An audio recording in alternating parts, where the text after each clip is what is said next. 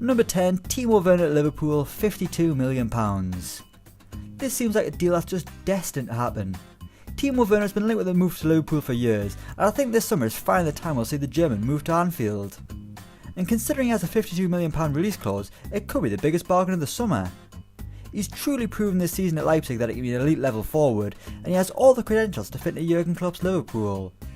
The Reds are an almost perfect team right now, but Timo Werner would be an excellent addition as Klopp looks to build a dynasty at Merseyside. Number 8, Ruben Dias to Manchester City, £68 million. If Aymeric Laporte hadn't got injured at the start of the season, Man City would certainly be a lot closer to Liverpool. But alas he did, and it proved how reliant City are on the Frenchman, as John Stones and Otamendi just love a mistake. Fernandinho's done well, but City need another centre-back, and Benfica defender Ruben Dias would certainly be a good option.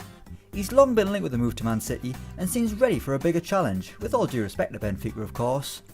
He's reportedly got a release clause of £87 million, but with the current situation and resulting financial climate, we're getting highbrow on HITC, City might be able to get him for a bit less, so I'll say around £68 million.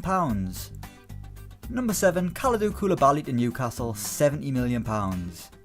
It was only a matter of time before Newcastle were involved in this list, providing the takeover goes through of course. We're all going to look a bit stupid if it doesn't. But with the Magpies on the brink of being one of the richest clubs around, they're suddenly being linked with a higher calibre of player. One man who keeps being linked is Napoli defender Kalidou Koulibaly, who is recognised as one of the world's best in his position alongside Virgil van Dijk. Valued at around £70 million, he could prove to be the foundations of this exciting new era at St James's Park. I've said era a lot, haven't I? Number 6, Leroy Sané at Bayern Munich, £72 million. Unless you're a right back, I don't think anyone wants to see Leroy Sané leave Manchester City. However, it feels inevitable.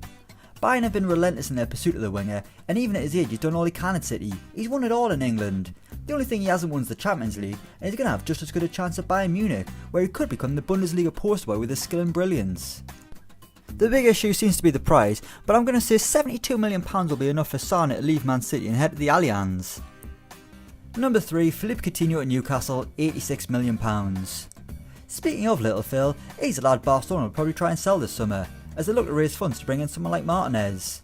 And to be honest, Newcastle sounds like the most likely destination. Or maybe it's just paper talk, but either way there's a lot of chat about Coutinho moving to St James's Park and becoming the first megastar rival of the new Saudi-led era in the North East.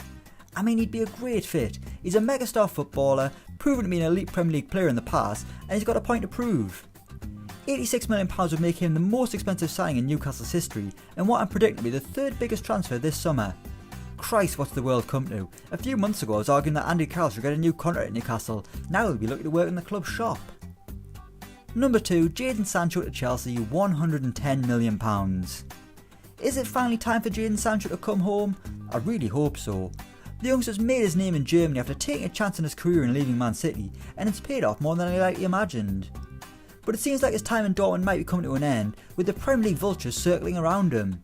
Man United have been linked, Liverpool have been linked, Newcastle, they haven't been linked yet, but the club I think he'll join is Chelsea.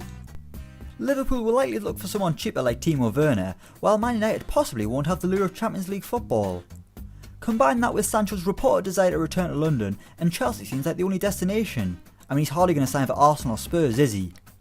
£110 million is the price I'm predicting, making him the most expensive Englishman ever.